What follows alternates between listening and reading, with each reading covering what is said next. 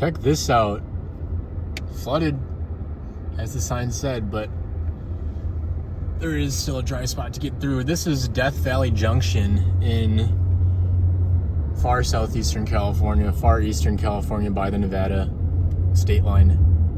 And I'm going to Death Valley in the middle of June, so wish me luck.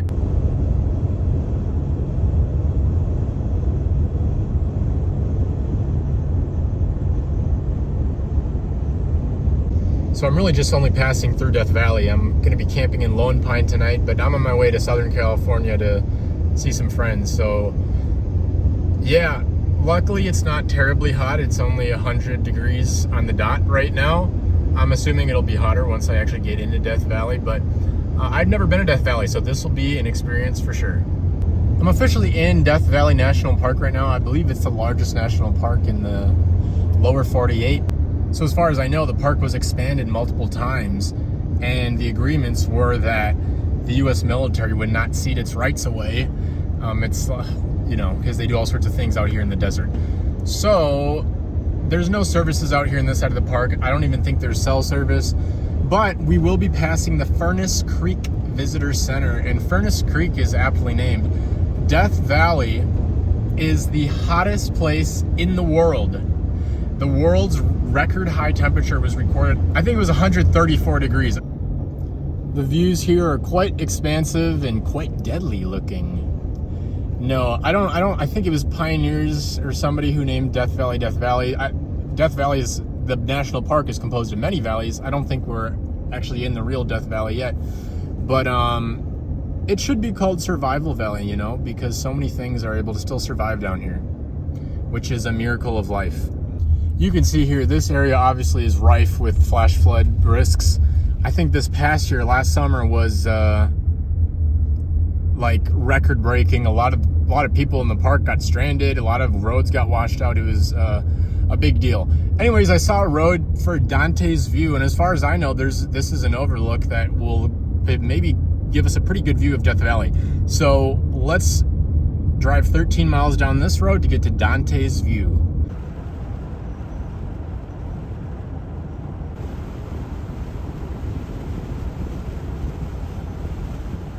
So the road to Dante's View climbs up quite a bit, like a few thousand feet, I think, and the temperature dropped 15 degrees, and we're almost there, and it should be a really, really great view.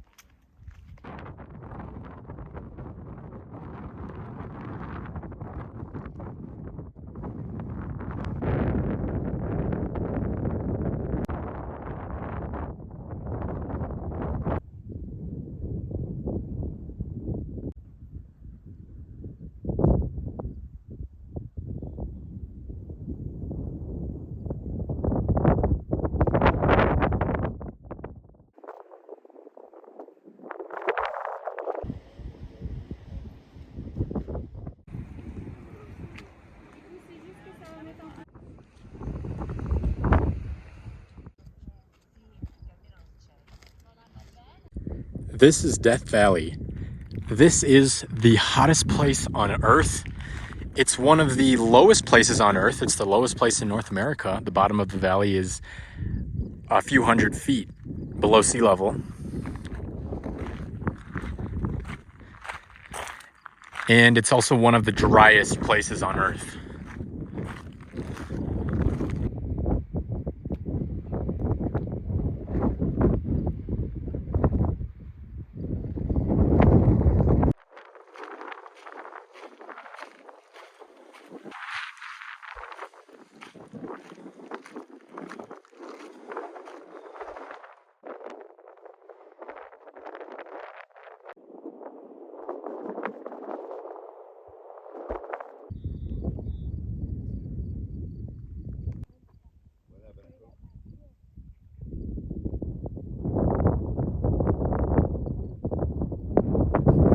What's crazy is that there's standing water down there right now. And it makes sense, I guess, that there would be standing water. I mean, if this was a water place, this would be a lake, because we're in the Great Basin, and this is an there's a word for these types of basins with no outlet, and then they just accumulate salt and stuff, so they become salt lakes, like the Great Salt Lake. But there's water down there, and there's many little ponds that I can see, and I'm sure that's just a product of the wet winter and the wet summer last year as well. So you might be saying, well, if this is the driest place on the continent, how could there be water down there? I can almost guarantee you that the water in this basin did not fall over this basin. It fell in mountains, in some cases very far away, and that water drained into this basin because it's so low. This is the terminal basin, so the water's just gonna sit here until it dries up in the sun and become a salt flat. So that was Dante's view. That was a big view of the valley, Death Valley. But now we're gonna descend like 5,000 feet into the valley that we just looked at. It's really hard to judge scale when you're looking at a place this grand, because I'm looking at these mountains below me and they seem so far away and so big. Then you look at the valley and it feels like it's right there.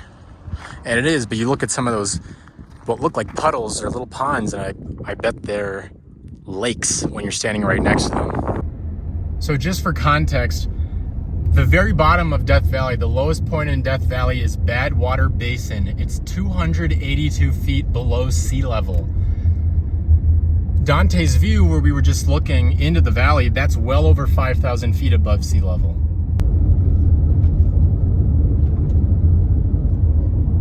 The thing about the hills here is that they're so colorful. There's so many different colors of rocks, and I've seen lots of evidence of mining as well. There's lots of either active or abandoned mines in this area. Probably abandoned.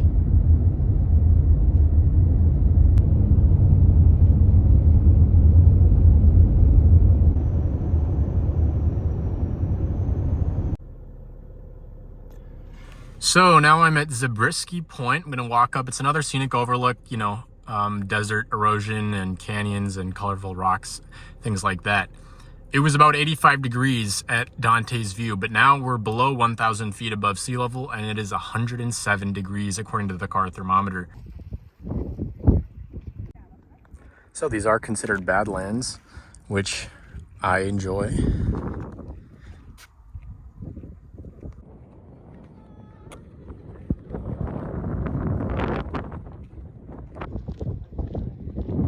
It is extremely warm.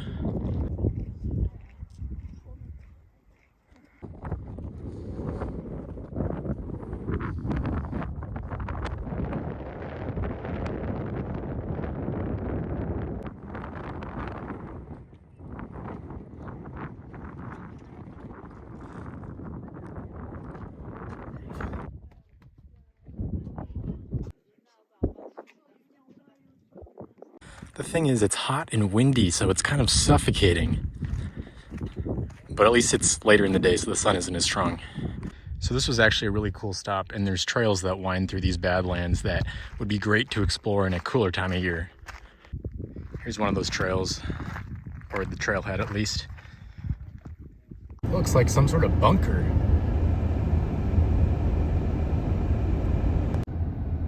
This is cool. It actually looks like kind of ruins over here.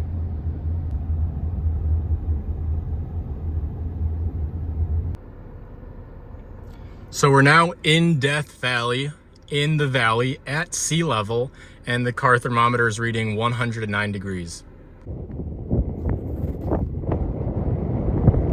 They've got plenty of California fan palms growing here. Also, this is oddly urban decor, but it does look kind of like a fancy hotel they have here. Well, let's go take a look at this little marker.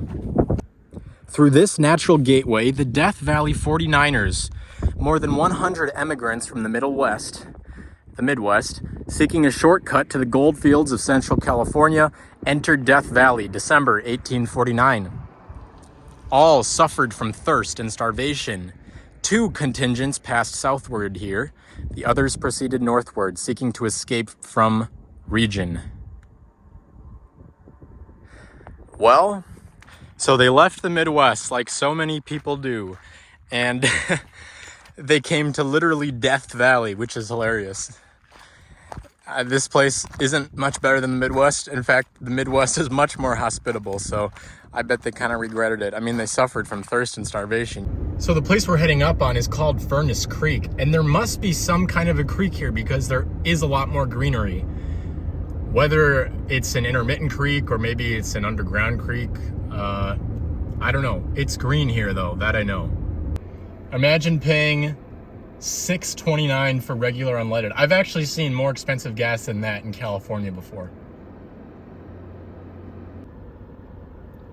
So my car thermometer actually runs cool.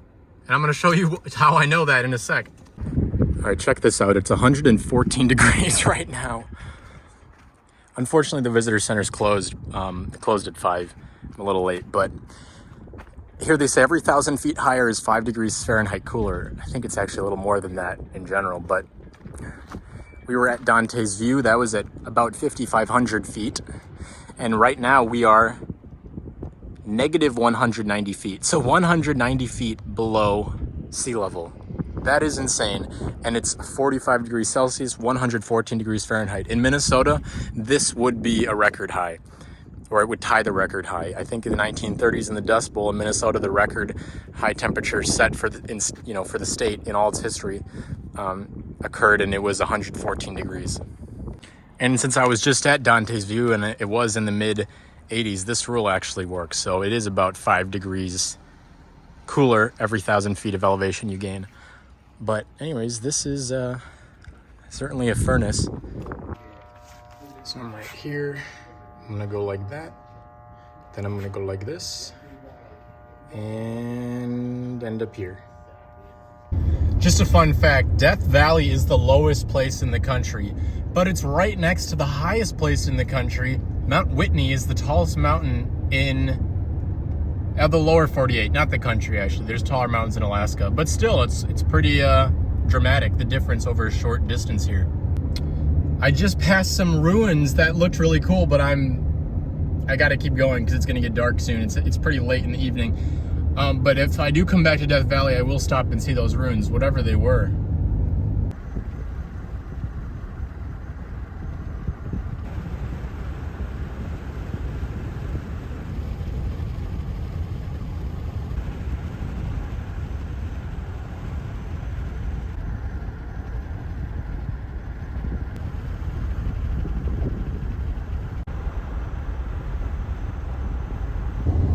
Some pretty cool sand dunes to the right of the road up ahead.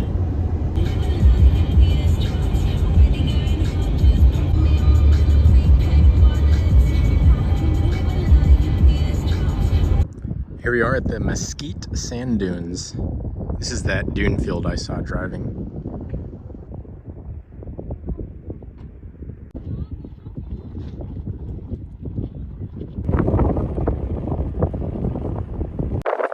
Deceptive desolation. To escape surface temperatures of nearly 200 degrees, most animals escape to underground dens. Makes sense. This part is funny though. Only at night do most dune residents come out to gather food and socialize.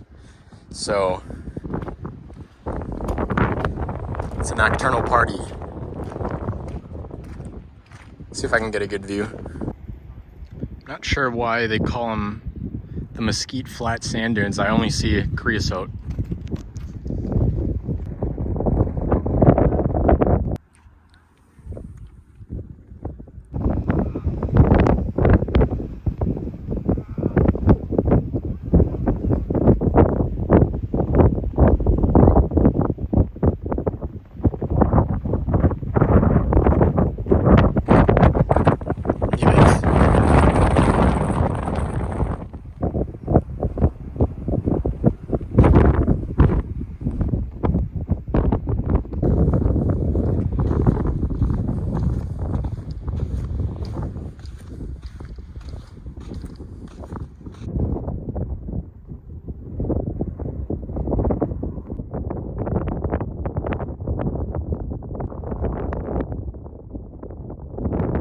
So the sand itself feels nice, very fine, but when it gets in your eyes, It stings. You can see every bit of these crusty areas in these little basins. That's where water collected and then evaporated and left behind whatever deposits was in it.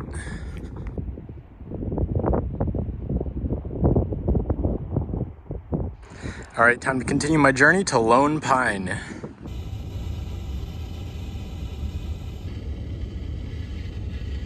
So here we are now in another basin. It's next to Death Valley. This is not Death Valley, but it's nearby. And what we're looking at is probably a toxic dust cloud.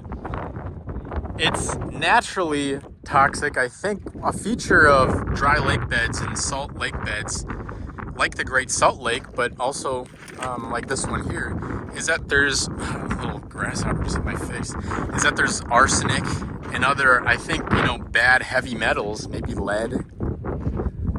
Do your own research, but this is what people are afraid of. If the Great Salt Lake dries up, it could be an environmental disaster for the cities like Salt Lake City, because without water on the lake bed, it's free to just blow away in the wind, and that's exactly what we're looking at here. We're looking at a dry salt lake bed, and we're watching the dust cloud blow in the wind.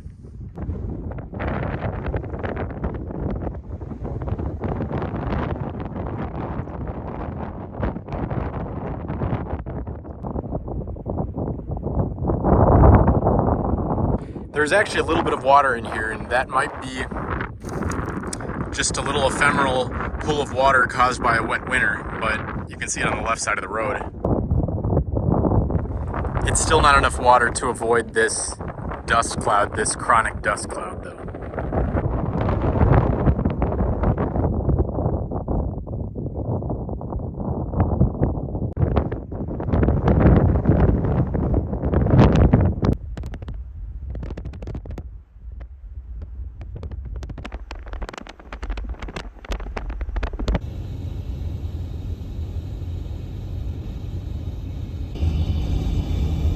Look at all that dust.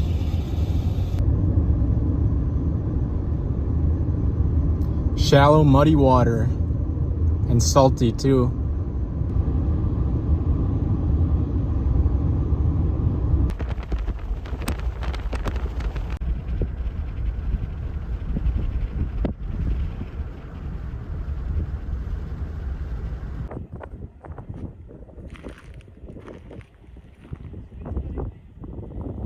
So the military actually flies through this canyon. Like extremely technical and skilled maneuvers necessary to fly a plane through this canyon. And we are still in Death Valley National Park, but the military operates here as well.